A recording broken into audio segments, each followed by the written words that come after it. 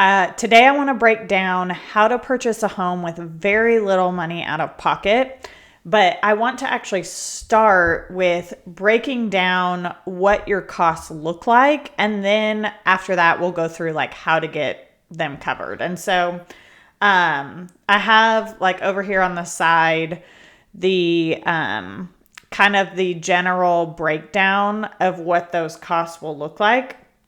And then I'm going to kind of go through them. So your down payment, there are some loans that are zero down, which we'll talk about. And then if you're not doing a zero down loan, then they could be 3 to 3.5% as kind of your lower down payment. And that's going to be of the sales price. And so, for example, on like a $300,000 house, let's just do the math real quick. Let's say you're doing 3.5% down, then your down payment would be $10,500. Closing costs are going to be like your lender fees and your escrow fees to the title company.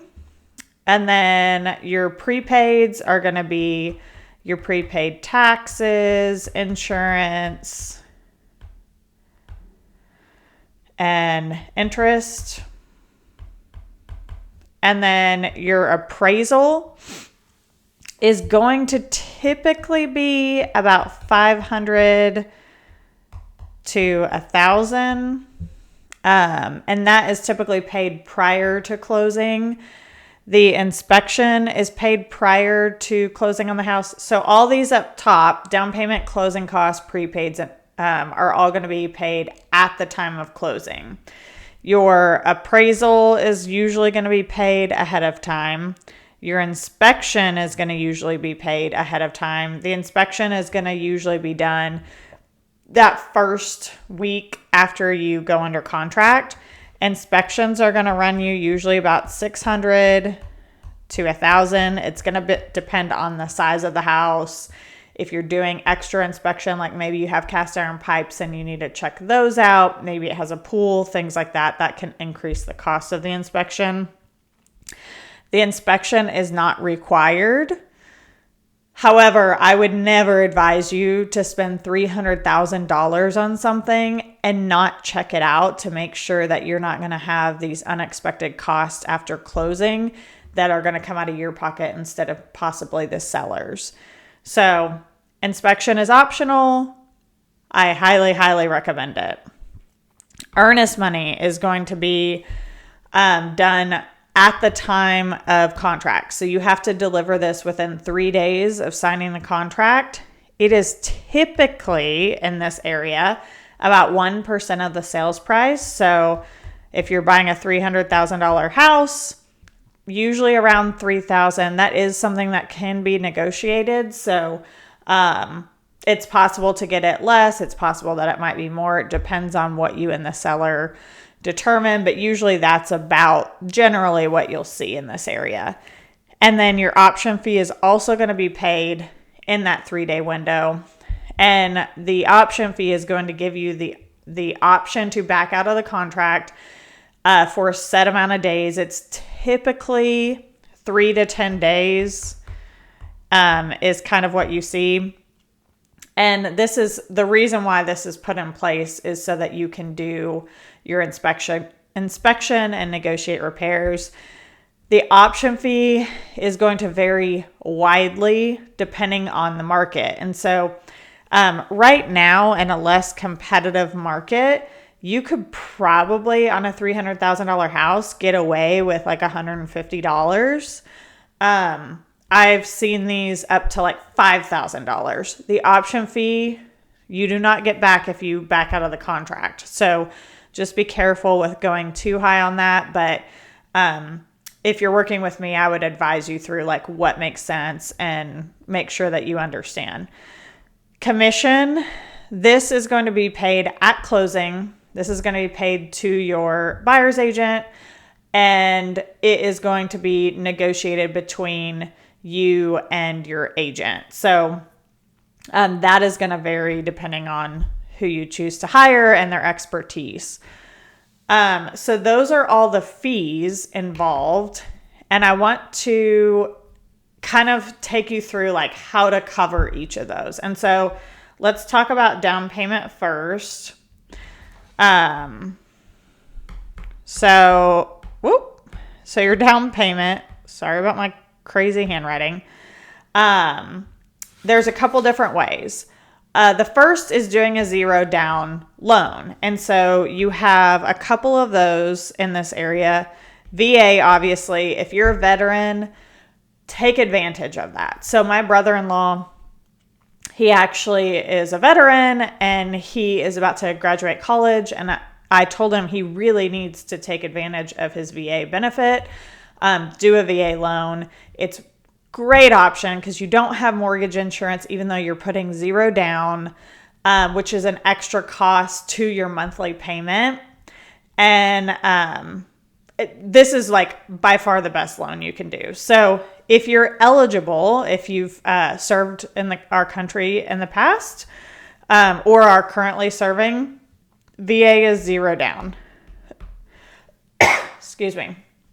The other option is going to depend on where you're purchasing. And so here in the Weatherford Parker County area, some of Weatherford is not eligible for this next loan, which is a USDA, but a lot of our area is. And so USDA is for more rural areas. It also has a zero down option. It can be a really great option too. It's trying to encourage people moving to more rural areas. There is an income limit on it, so you can't make over a certain amount depending on your family size, and we can go through and make sure you qualify, but most people are going to be fine in that range. Another really great option if it works for you. So depending on where we're looking, we can look at USDA as well. That's zero down. So remember that $10,000. So on a $300,000 house, that $10,500. If we were using FHA, that's another loan type. I'm not trying to confuse you. And we were doing 3.5% down. That's the down payment. So with VA and USDA, that covers that. That's gone. The other option is going to be, obviously you can get gift funds from your family. So if you have your parents decide, you know what, I'm going to cover your down payment, you could do that. You just have to get a gift letter for your lender. So family can gift you the money. It cannot be a loan. It has to be a gift. And so they're going to have to sign something saying that they don't have to pay this back. It's a gift. And then not all of us have that. So the other option is going to be down payment assistance.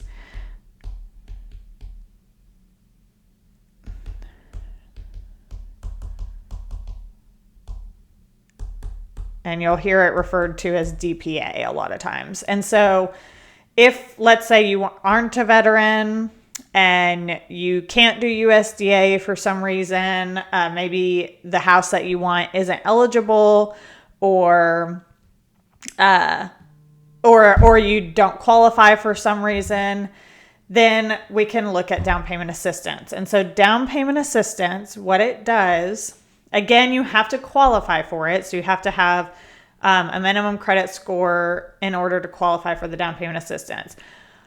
One of the misconceptions is you have to be a first-time home buyer, and that is actually not true. So you don't have to be a first-time home buyer for it. And with the down payment assistance, it can cover this amount and potentially some others as well. So there's all different amounts. You can do like 1% down payment. A lot of them will go up to like 5%, which if you're doing 5, like, you know, that could, let's say you're doing an FHA 3.5%, that'll cover your down payment and some of your closing costs. And so down payment assistance can be a really good option. I just want to make sure that you understand make sure you're working with someone who understands down payment assistance really well and a lender who's going to explain to you what you're agreeing to, because all the programs are going to be different. Some are going to require you to repay it back if you sell the house. Some are going to forgive the money after a certain amount of time in the house. So you would want to make sure that you stay in the house for a certain amount of time and or do not refinance during that time, or you'll have to pay that money back. Down payment assistance is going to typically have a higher interest rate to it because they're giving you the money up front. But as long as you're in a program that can be forgiven after a certain amount, you could refinance after that time frame. And TSHAC just this year is allowing you to buy down the rate. And so TSHAC is one of the down payment assistance programs. They don't all allow that, and TSHAC just started that this year. And so it's possible you could kind of get the lower rate and the down payment assistance by buying down the rate. So this could be a really great option for you if you don't have the cash up front. And just as a side note, so down payment assistance, you don't have to be a first-time home buyer. But if you are a first-time home buyer and you're using down payment assistance, you could qualify for the mortgage credit. And what this does, it's the abbreviation is the MCC. And so what this is going to do is every year on your taxes that you own this house, it is going to give you an additional tax benefit for owning your house. So this is an additional tax benefit.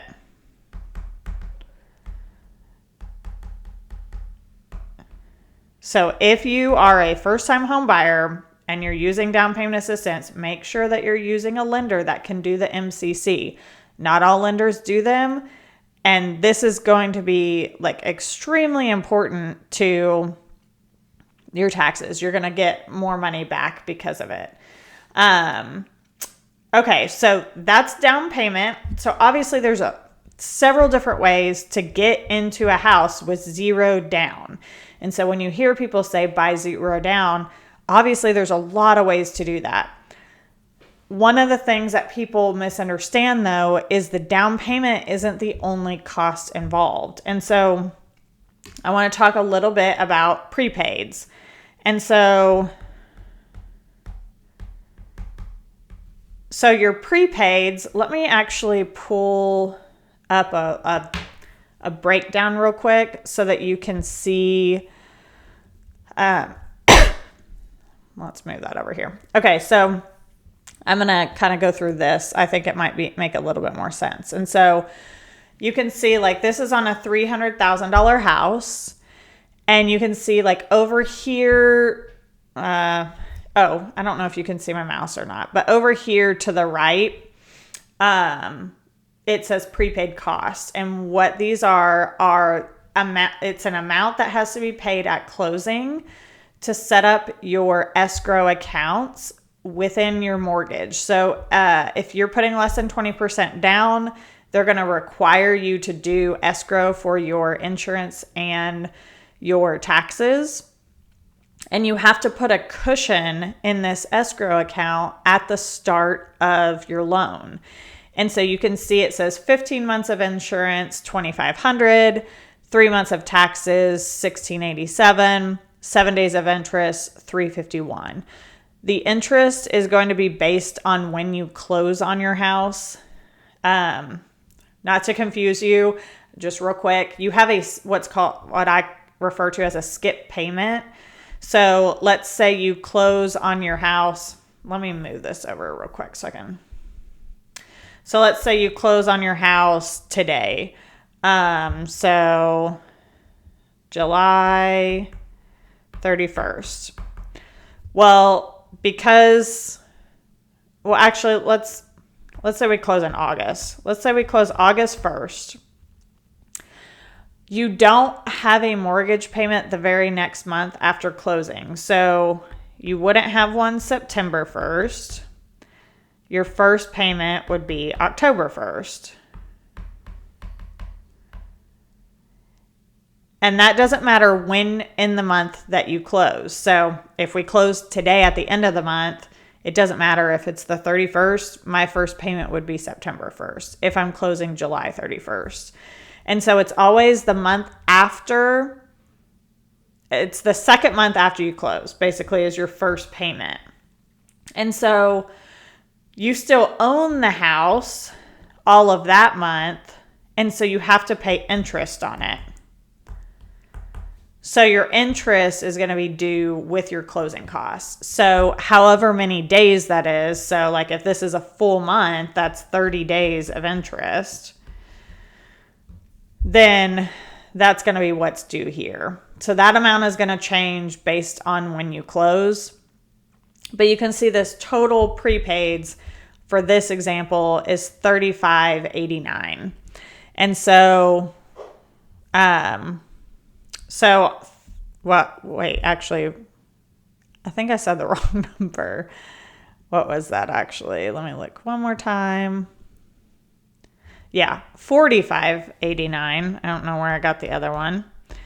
So let's say this is your prepaid amount.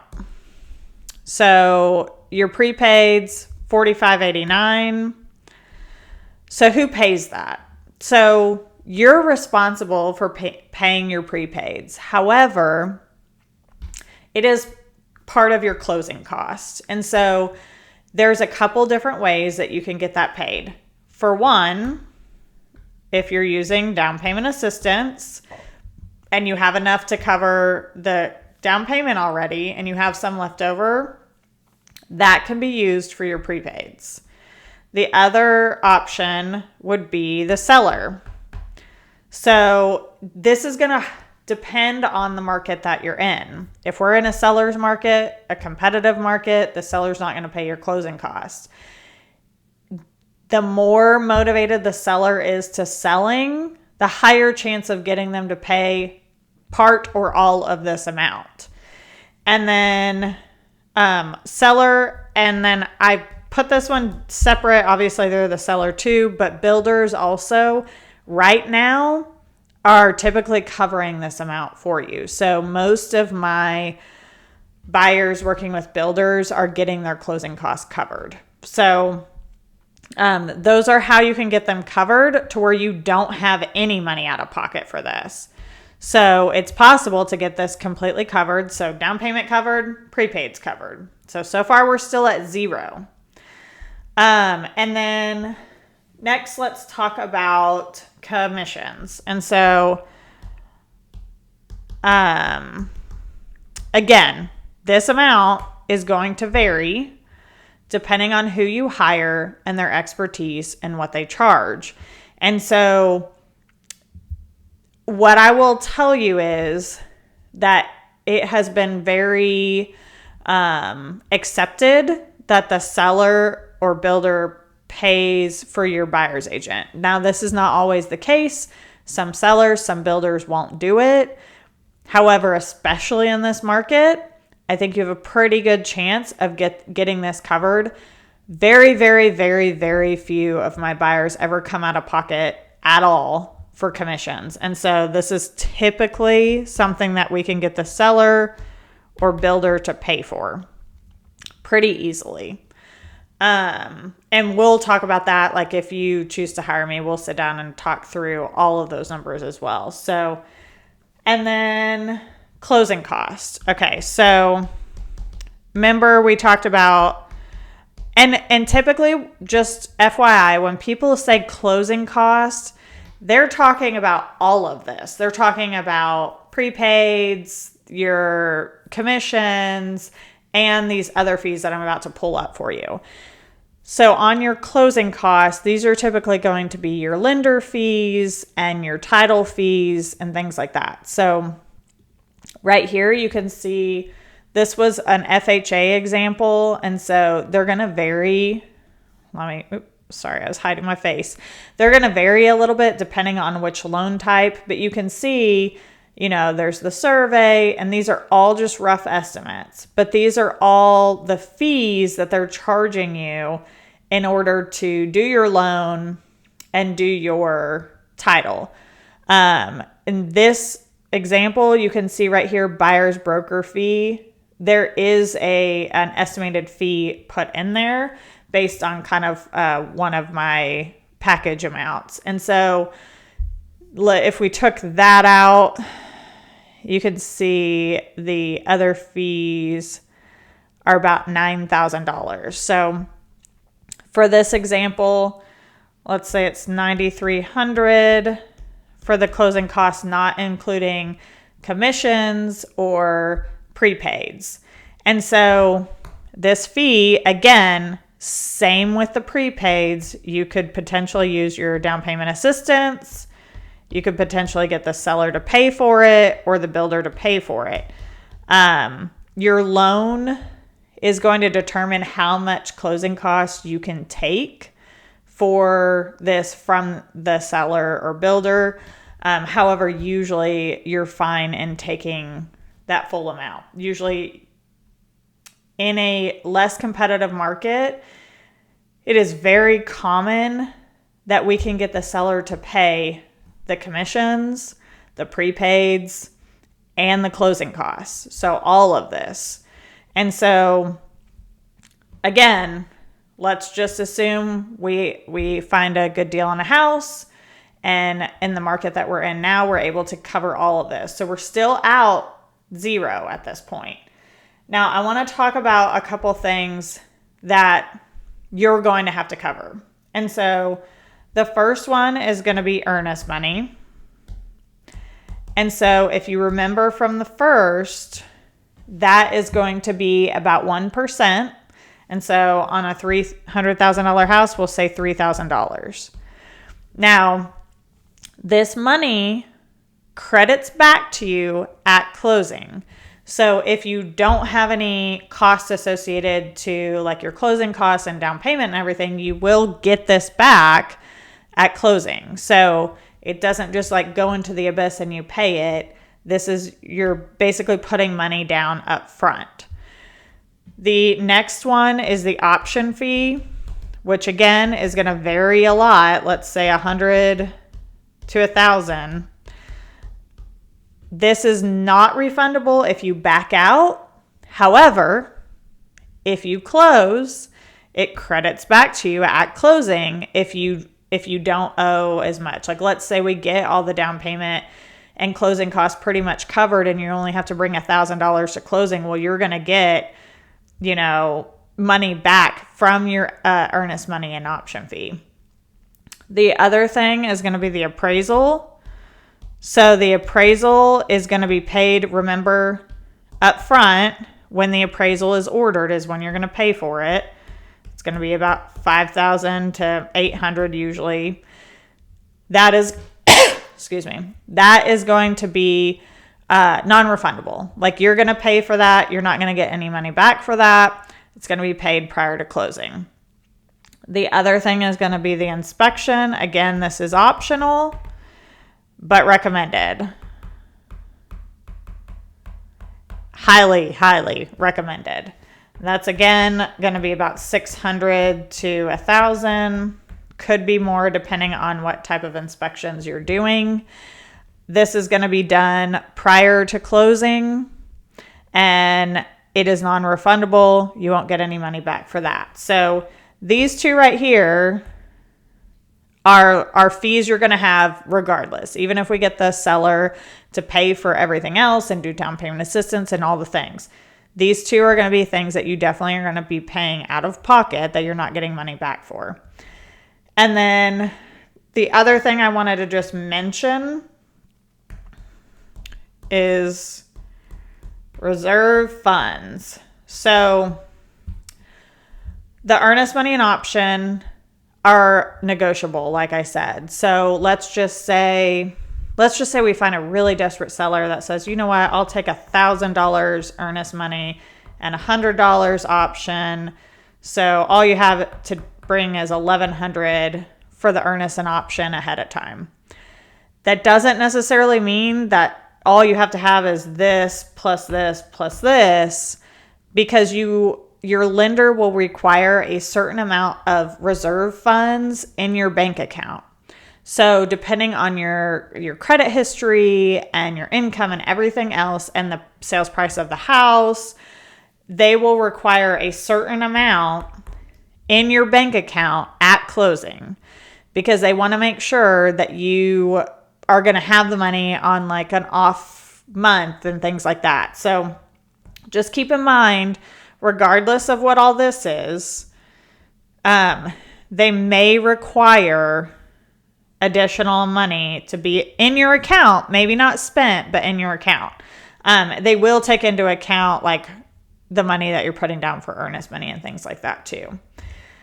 So those are the like extra costs involved in buying a house. So that is how you cover pretty much everything. So I wanted to talk to you about a couple different buyer stories. So I had a buyer that came to me, and he was a veteran.